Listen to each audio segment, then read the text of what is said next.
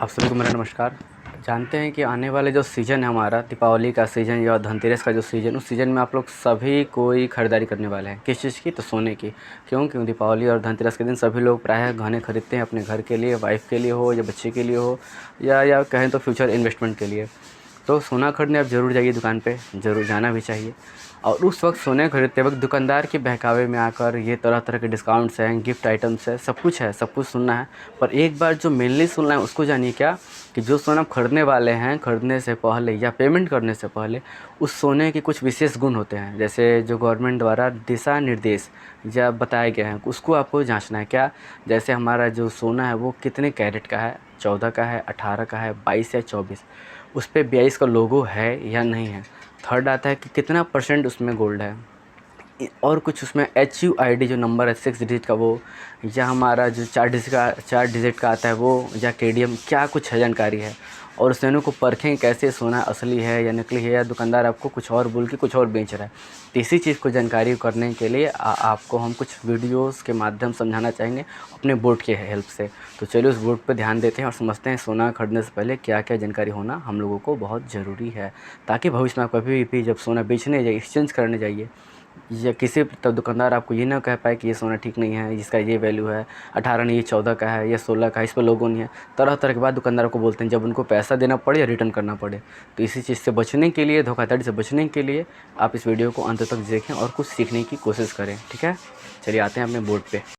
चलिए, सोना हम लोग जानते हैं मेनली जो सोना हमारे मार्केट में वो 4 टाइप्स का है। एक है 14 कैरेट, सेकंड है हमारा 18 कैरेट, थर्ड है 22 कैरेट, और फोर्थ जो हमारा आता है 24 कैरेट। ठीक है, तो सबसे पहले बात करें तो प्योरिटी परसेंटेज, जो परसेंटेज ऑफ गोल्ड है वो हमारा 14 कैरेट में 100 में 58.50% जो है सोना 14 कैरेट में होता है। और सेकंड वाला जो हमारा 18 कैरेट है उसमें 100 में 75% प्योर सोना पाया जाता है, बाकी मिश्र धातु होते हैं हर सोने में। फिर 22 में 91.60% प्योर सोना। और फोर्थ जो है 24 कैरेट, उसमें 99% प्योरिटी है सोने का। ठीक है, अब आते हैं नेक्स्ट टॉपिक। अब हॉलमार्क अभी गवर्नमेंट ने सब पे अनिवार्य किया है, वो 14 कैरेट हो, 18 हो या 22 हो या 24 पे ये ज्वेलरी के लिए यूज़ नहीं किया था, इसलिए इसमें क्रॉस मारा हुआ है। चलिए, अब BIS लोगो क्या है? ये भारत सरकार द्वारा बनाया गया ऐप है जो सोने को बतलाता है कि हाँ वो मतलब किसी संस्था द्वारा है या किसी नहीं। यदि इनलीगल हो तो उसमें BIS लोगो नहीं मिलेगा।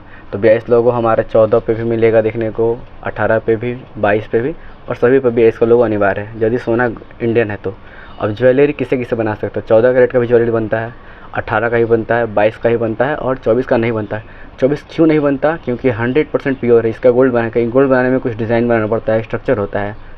लेकिन ये 24 कैरेट इतना शुद्ध होता है कि इससे हम लोग गोल्ड बना ही नहीं पाते। ये सिर्फ देखिएगा जो फिल्म में बिस्कुट के रूप में आपने देखा होगा, या जो अमीर लोग हैं या जो सोनार लोग हैं वो लोग रखते हैं, शायद ही आप लोग उसको आसानी से देख पाएँ। चलिए, अब बताते हैं कि यदि कोई सोना आप खरीदते हो 4 क्वालिटी होना चाहिए। पहला क्या क्वालिटी? ऐसा लोगो देखिए 916 लिखा हुआ रहेगा, ये लोगो 100% होना चाहिए। सेकंड में ये तो सोने के पीछे में मैग्नीफाइंग जो ग्लास होता है या कैमरा को देखिए वहाँ पीछे में गहना का पीछे 22K ऐसा 916 लिखा हुआ होना चाहिए। थर्ड पॉइंट है क्या?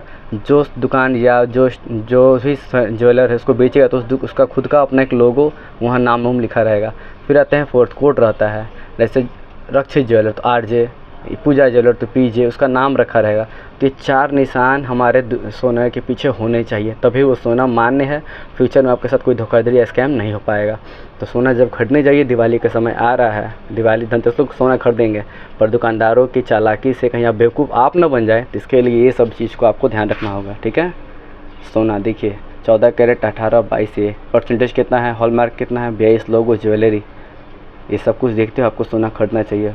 और ये सब में से यदि कोई चीज़ मिसिंग होता है दुकानदार से पूछिए, उससे क्वेश्चन कीजिए, क्योंकि आप पैसा अपना उसको पे कर रहे हैं। तो जानकारी भी पूरा रखना आपको ज़रूरी है।